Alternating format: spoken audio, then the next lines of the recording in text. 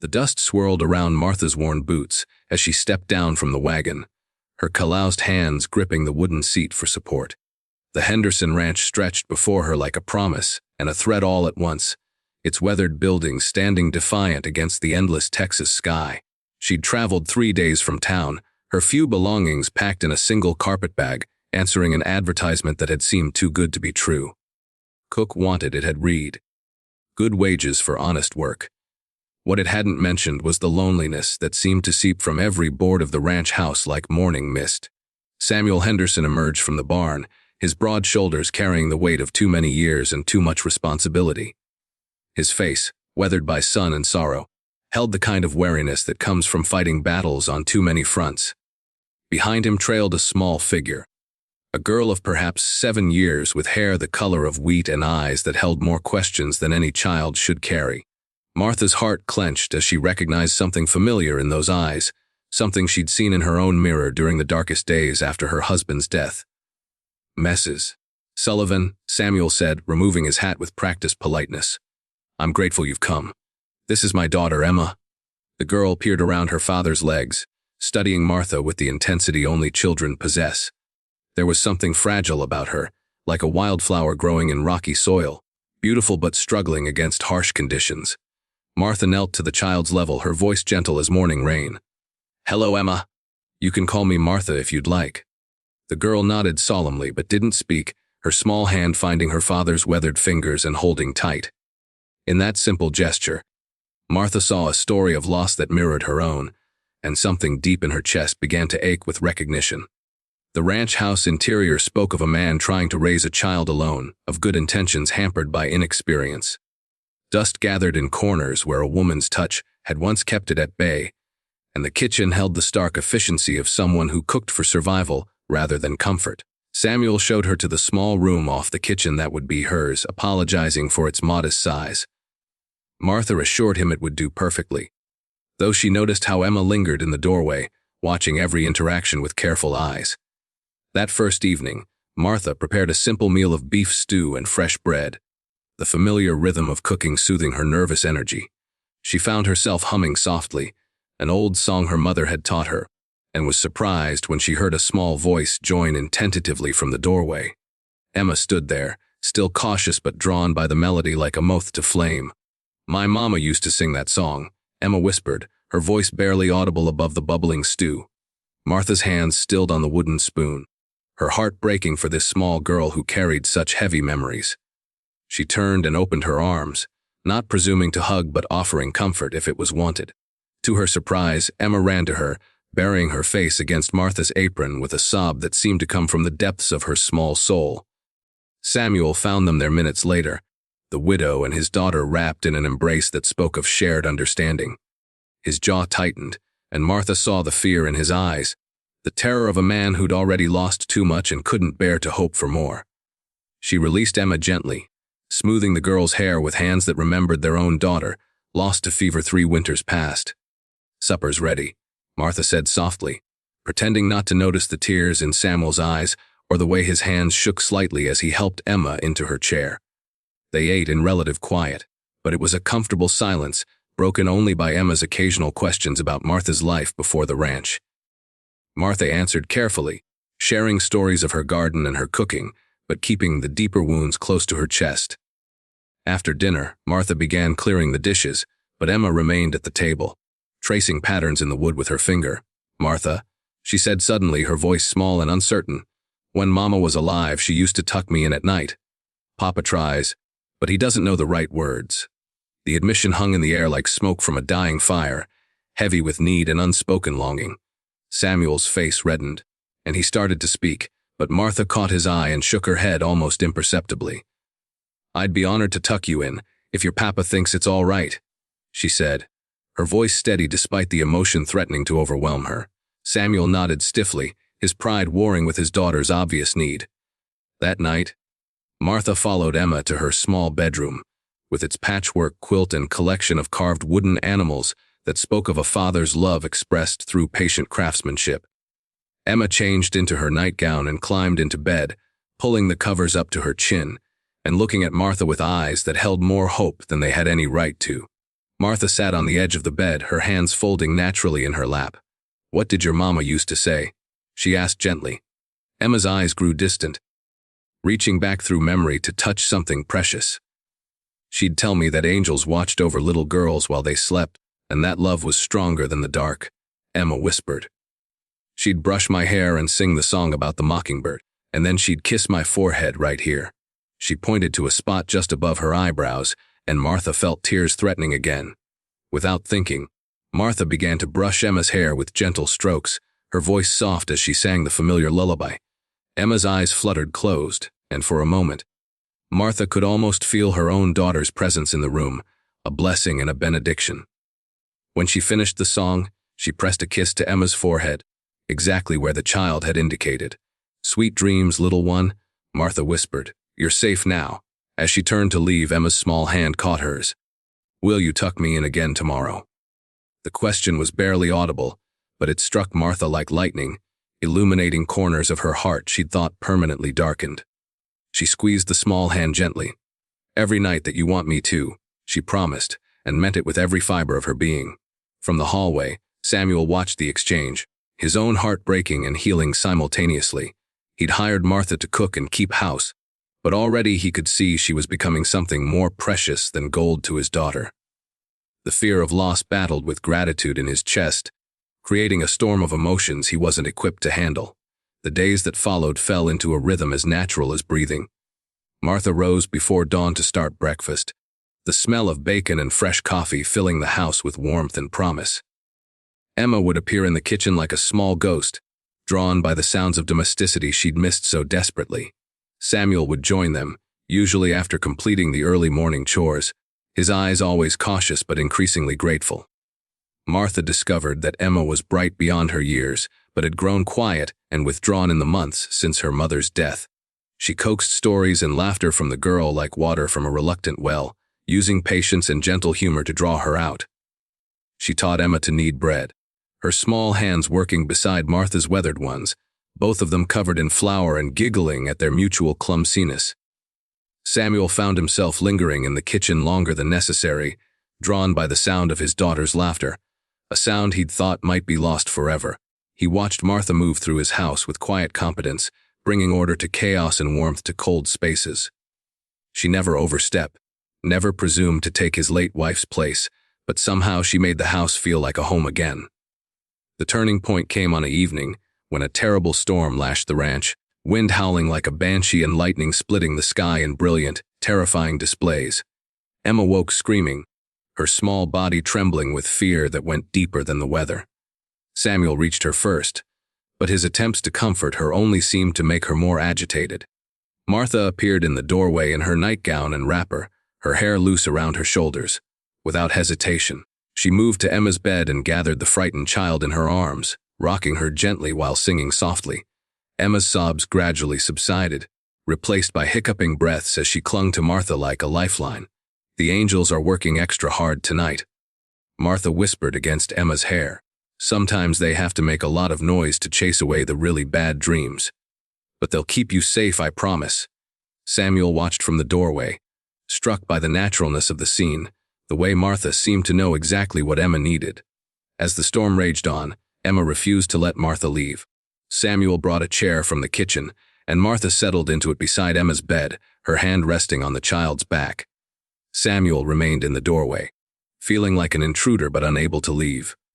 Throughout the night, whenever Emma stirred fearfully, Martha was there with a gentle touch or a soft word.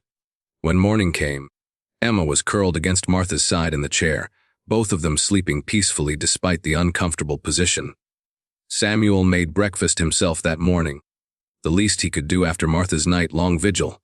When she woke stiff and apologetic, he pressed a cup of coffee into her hands and told her in a voice rough with emotion that he'd never seen his daughter sleep so peacefully during a storm. "She trusts you," he said simply, and Martha understood that this was the highest compliment he could give. The weeks that followed brought a gradual thawing between Samuel and Martha. He began to share stories of the ranch, of his dreams for Emma's future, of the struggles he faced trying to keep the land profitable while raising a daughter alone. Martha listened without judgment, offering practical suggestions born of her own experience running a household after her husband's death.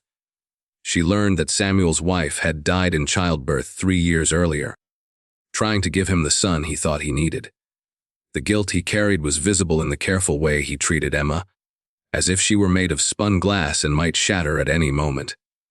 Martha watched him struggle with the balance between protection and allowing his daughter to live, and her heart ached for both of them. Emma continued to blossom under Martha's care, her natural curiosity and intelligence emerging like flowers after a long winter. She helped with cooking and cleaning, chattering constantly about everything and nothing, making up stories about the ranch animals, and asking endless questions about Martha's life before coming to the ranch. "Did you have a little girl too?" Emma asked one afternoon as they gathered eggs together. The question, asked with a child's innocent directness, nearly brought Martha to her knees. She leaned against the chicken coop, struggling to find words that would be honest but not overwhelming. "I did," Martha said finally. "Her name was Sarah, and she would have loved you very much." Emma nodded solemnly, processing this information with the gravity only children can bring to important matters. "Did she go to heaven like my mama?" Emma asked. Martha nodded, unable to speak around the lump in her throat. Emma slipped her small hand into Martha's larger one. "I'm glad you came to take care of us," she said simply, and Martha understood that in a child's perfect logic, she and Samuel were now Emma's responsibility as much as Emma was theirs. That evening, as Martha tucked Emma into bed, the girl looked up at her with eyes that seemed far too old for her face. "Martha, are you going to stay forever?" The question hung between them like a bridge waiting to be crossed. "I'll stay as long as you and your papa need me," Martha said carefully, smoothing Emma's hair with gentle fingers. Emma considered this, then nodded with satisfaction. "Good, because Papa needs you too, even if he's too scared to say so." The child's observation was delivered with the matter of fact tone children use for stating obvious truths, but it struck Martha like a revelation. She'd been so focused on her own fears and Emma's needs that she'd failed to see Samuel's vulnerability clearly. The next morning brought news that would test them all. A neighbor rode up with word that cattle rustlers had been spotted in the area, and several ranchers had already lost stock. Samuel's face went grim as he heard the news, his hands clenching into fists at his sides. Martha watched from the kitchen window, noting the way his shoulders squared with determination and dread. That night, Samuel announced he'd be riding out with the other ranchers to patrol their boundaries and protect their herds. Emma's face went white at the news, her small hands gripping the edge of the kitchen table. The memory of loss was still too fresh, the fear of abandonment too real. "I have to go, sweetheart," Samuel said gently, kneeling beside his daughter's chair. "The ranch is our home and I have to protect it. But Martha will be here with you, and I'll be back before you know it." Emma's eyes filled with tears she was too proud to shed, and Martha felt her heart break for this small girl trying so hard to be brave. "Maybe Emma could help me plan a special dinner for when you come back," Martha suggested, recognizing the child's need to feel useful rather than helpless. "What could make that apple pie you love, and maybe some fresh bread?" Emma nodded eagerly, grasping at any activity that might make her father's return seem more certain. Samuel's eyes met Martha's over Emma's head, and the gratitude there was overwhelming. In that moment, Martha realized that her role in this family had shifted from employee to something much more complicated and precious. She was no longer just the hired help. She was the guardian of Samuel's most precious treasure, the keeper of Emma's security, and perhaps most surprisingly, the anchor of her own healing heart. The men rode out at dawn, and Martha and Emma stood on the porch watching until the dust clouds disappeared over the horizon. Emma's small hand found Martha's, and they stood together in the growing light. Two women left to tend the home fires while their men rode into danger. The days that followed tested Martha's resolve and creativity. Emma grew increasingly anxious as the hours passed, jumping at every sound and watching the horizon with desperate intensity. Martha kept her busy with cooking projects and storytelling, but she could see the fear growing in the child's eyes like shadows at sunset. On the third night, Emma woke screaming from a nightmare, her small body soaked in sweat and trembling uncontrollably. Martha rushed to her side, gathering the child close and rocking her gently. Through broken sobs, Emma confessed her terror that her father wouldn't come back, that she'd be left alone like so many children on the frontier. "Sometimes people don't come back," Emma whispered against Martha's shoulder. Mama didn't come back from having the baby, and now Papa might not come back either. The raw honesty of the child's fear cut Martha to the bone, bringing her own losses rushing back with painful clarity. "Oh, sweetheart," Martha murmured, her own voice thick with emotion. "I know how scary it is to love someone and worry about losing them. But your papa is strong and smart, and he's fighting to come home to you. Sometimes we have to have faith that love is stronger than fear." Even as she spoke the words, Martha felt their truth settling in her own heart, a balm to wounds she'd carried too long. They spent the night together in Martha's room, Emma curled against her side like a small, wounded animal seeking comfort. Martha stroked the child's hair and sang soft lullabies, but her own eyes remained open, staring into the darkness and offering prayers for Samuel's safe return. The fourth morning brought the sound of horses' hooves, and Emma flew from the kitchen like a bird released from a cage. Martha followed more slowly, her heart in her throat as she watched the riders approach. Samuel was there, dusty and exhausted but whole, and Emma launched herself into his arms with a sob of relief that seemed to echo across the prairie. Over his daughter's head, Samuel's eyes found Martha's, and the emotion there was raw and overwhelming. In that moment, she saw not just gratitude but something deeper, more complicated. She saw a man who'd been given back his most precious gift, and was finally beginning to understand what he might lose if he kept holding everyone at arm's length. The rustlers had been caught and driven off, but not without cost. One of the neighboring ranchers had been wounded, and another had lost nearly half his herd. Samuel returned home with a deeper appreciation for how precious and fragile their peaceful life was, and how much depended on the people we choose to let into our hearts. That evening, as Martha prepared Samuel's favorite meal, and Emma chattered excitedly about everything that had happened while he was away, Samuel found himself truly seeing his life for the first time in years. He watched Martha move efficiently around his kitchen, noting how she'd organized things to work better, how she'd brought small touches of beauty to utilitarian spaces. He saw how Emma gravitated toward her, seeking comfort and approval with the natural instinct of a child who'd found someone trustworthy. After Emma was settled for the night, Samuel and Martha sat on the front porch, the evening air soft around them, and the stars beginning to emerge in the darkening sky. The silence between them was comfortable now, seasoned by shared concern and mutual respect. "I don't know how to thank you," Samuel said finally, his voice rough with fatigue and emotion. "The way you cared for Emma while I was gone, the way you've brought life back to this house. I never expected." He trailed off, struggling with words that felt too large and too small all at once. Martha studied his profile in the starlight, seeing the man behind the careful walls he'd built. "I didn't expect it either," she said softly. "I came here thinking I'd just be cooking and cleaning, earning my way in the world. I didn't know I'd find—" She paused, her own words catching in her throat. "What did you find?"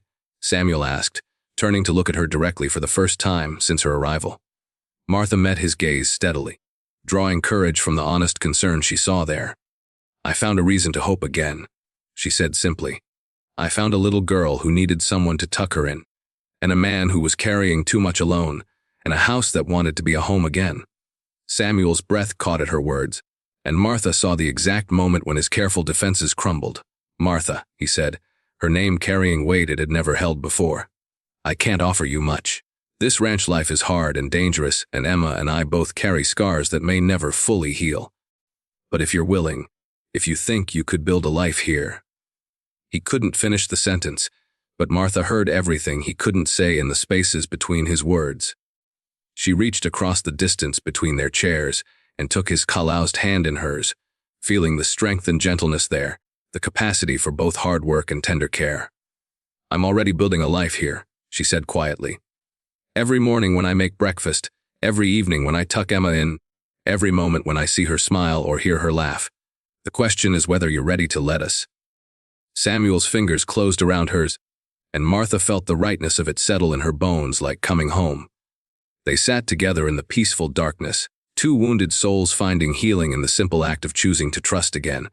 6 months later, on a crisp autumn morning when the leaves blazed gold and crimson against the endless blue sky, Martha Henderson stood in the same kitchen where she'd first prepared a meal as a hired cook.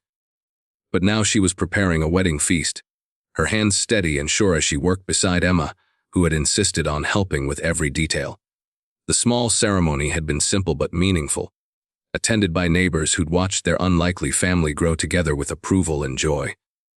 Emma had stood beside Martha during the brief service, her small hand clutching a bouquet of prairie wildflowers, her face radiant with happiness that seemed to light her from within.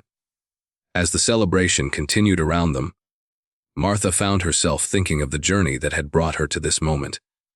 She'd answered an advertisement for a cook and found something infinitely more valuable. She'd come seeking employment and discovered purpose.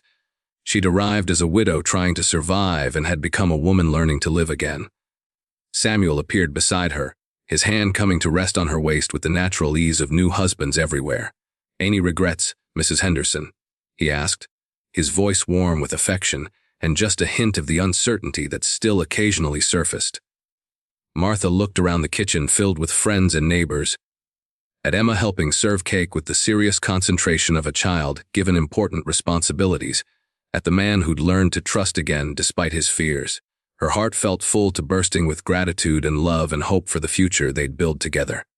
"Only one?" she said, reaching up to straighten his tie with wifely affection. "I wish I could tell that scared widow who climbed down from the wagon all those months ago that sometimes the most beautiful chapters of our lives begin when we least expect them." Samuel's smile was like sunrise, chasing away the last shadows of doubt and fear. "Maybe that's the point," he said, pressing a kiss to her forehead in the spot where she'd first kissed Emma goodnight. "Maybe we have to be broken open before we can let the light in." As the afternoon wore on and the guests began to drift home to their own families and responsibilities, Martha found herself on the front porch once again, but this time she wasn't alone. Emma sat curled against her side, chattering sleepily about the wedding and the cake and how beautiful Martha had looked. Samuel sat in the chair beside them, his presence solid and reassuring, a promise of stability in an uncertain world. "Martha," Emma said suddenly, her voice drowsy but determined, "will you tuck me in tonight? Even though you're married to Papa now." Martha's throat tightened with emotion as she realized the child's fear that marriage might somehow change their special bond. She pressed a kiss to Emma's hair, breathing in the sweet scent of childhood and innocence. "Every night that you want me to, sweetheart," she promised, using the same words she'd spoken that first evening so many months ago. "That will never change." Emma sighed contentedly and closed her eyes, secure in the knowledge that some promises could be trusted, that some people stayed, and that love really could be stronger than fear. Samuel reached over and took Martha's free hand, their fingers intertwining naturally as they sat together watching the sun set over their land, their home, their improbable and precious family. The hired cook had found her place at last, not just in the kitchen, but in the hearts of two people who'd needed her as much as she'd needed them. And as the stars began to emerge in the vast Texas sky, Martha Henderson closed her eyes and offered a prayer of gratitude for answered prayers she'd never quite dared to voice, for second chances that came disguised as job opportunities, and for the simple magic of a child's voice asking, "Can she tuck me in too?"